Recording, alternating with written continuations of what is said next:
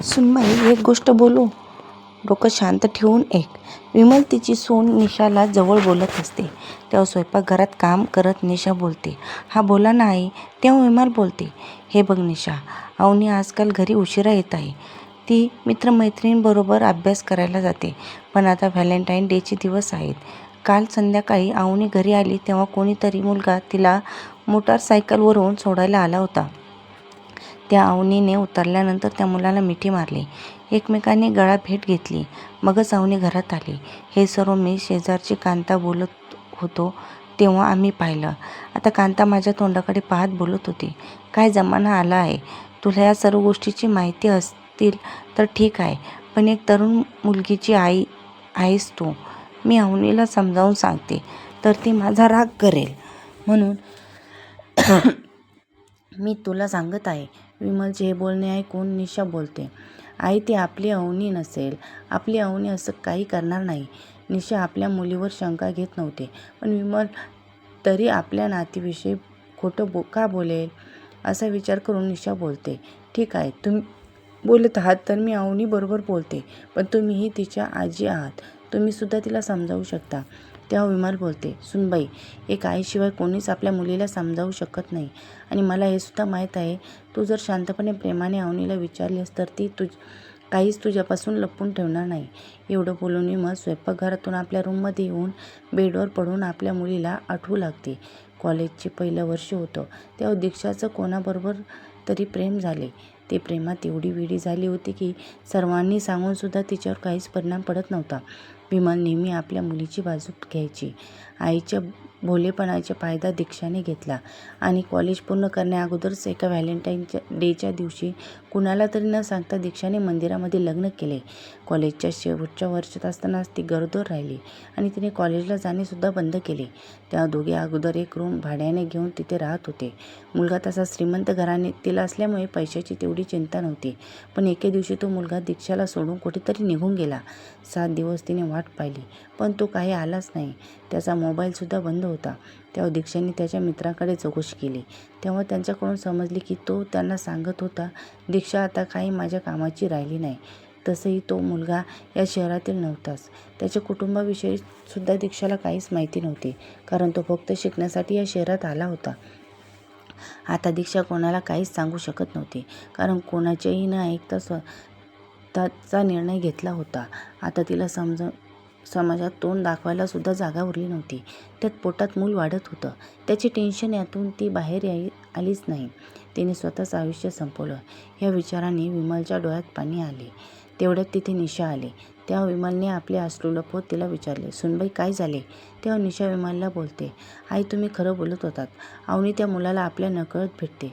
असं बोलून अवनी आणि त्या मुलाचे काही प्रेमपत्र आणि गिफ्ट्स विमलला दाखवत डोक्यावर हात मारत बोलते, आता या मुलीला कसं समजावू काहीच कळत नाही. तेव्हा विमल बोलते, मी जी चूक केली ती चूक तू करू नकोस. हे वयच असं असतं. 4 प्रेमाचे शब्द बोलले की मुली लगेच भुरळतात. मुलींना कळत नाही तो मुलगा कसा आहे, पुढे काय करणार आहे, आपले भविष्य काय आहे. हे फक्त आकर्षण आहे. ह्या गोष्टी अवनीला नीट समजावून सांगा, असं विमल निशाला सांगत होती. तेव्हा निशा बोलते, हो आई, मी अवनीला समजावून सांगते. कोणी दुसरा असता तर मी विश्वास ठेवला नसता, पण तुम्ही बोलत म्हणून मी विश्वास ठेवून पाहिलं तर मला सत्य समजले आहे. संध्याकाळी अवनी घरी येते. तेव्हा निशा तिला विचारते, तुला कोणता मुलगा त्रास देतो का? तुझ्यावर कोणी प्रेम करतो का? किंवा तू कोणावर प्रेम करतेस का? असे कितीतरी प्रश्न अवनीला विचारते, तरी अवनीचं एकच उत्तर, नाही. मग निशा तिच्या समोर तिचे प्रेमपत्र आणि गिफ्ट ठेवते. ते बघून अवनी गोंधळून जाते. तेव्हा अवनी रडू लागते आणि बोलते, असं काहीच नाही, तो फक्त माझा मित्र आहे. आम्ही एकमेकांना वाढदिवसाला गिफ्ट देतो. असं बोलून अवनी वेळ काढण्याच्या प्रयत्नात असते. तेवढ्यात तिच्या मोबाईलवर त्याच मुलाचा फोन येतो. तेव्हा पटकन निशा अवनीचा फोन घेऊन बोलते, तुमचे हे शिकण्याचे वय आहे. तू जे प्रेम आणि प्रेमपत्र माझ्या मुलीला लिहिले आहेत ते आजपासून सर्व बंद कर. तू जर असं केलं नाहीस तर मला तुझ्या घरी सर्व सांगावं लागेल. अवनीला मी समजावेन, पण तू सुद्धा लक्षात ठेव. निशा मोठ्या आवाजात बोलत होते. तेवढ्या समोरून त्या मुलाने फोन कट केला. मग निशा अवनीला बोलते, आता तुला काही बोलायचं आहे? आई बाबा नेहमी मुलांना त्यांच्या भल्याचं सांगतात, कारण मुले वाईट मार्गाला न जाता चांगले शिक्षण घेऊन स्वतःच्या पायावर उभे राहून स्वतः सोबत आपल्या आईबाबांचे नाव मोठे करावे, एवढीच माफक इच्छा त्यांची असते ना. असं बोलून निशा रडू लागली. तिच्या रडण्याच्या आवाजाने विमल बाहेर आली आणि निशाला विचारू लागली, काय झाले सुनबाई? तेव्हा निशा बोलू लागली, अवनीला काय मी कमी केलं होतं तरी ती प्रेमाच्या जाळ्यात अडकून वाईट मार्गाला जात होती. बरं झालं वेळीच माझे डोळे उघडले, नाहीतर मोठा अनर्थ घडला असता. मुलांना प्रेम देत असताना त्यांच्या दैनंदिन गोष्टी पाहणेसुद्धा तितकेच महत्त्वाचे आहे. माझे बोलणे माझी मुलगी मानेल असं मी आशा करते, पण असे झाले नाही तर मी स्वतःला माफ करू शकणार नाही. असं बोलून निशा आपल्या सासूला मिठी रडू लागते.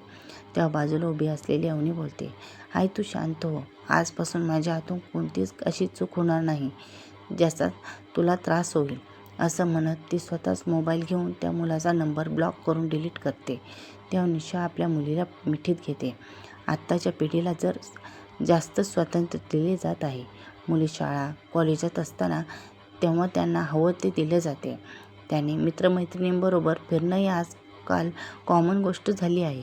त्यात एकमेकांना आवडणे, प्रेम करणे, गिफ्ट देणे ह्या गोष्टी घरच्यांनी दिलेल्या पैशातूनच येत असतात.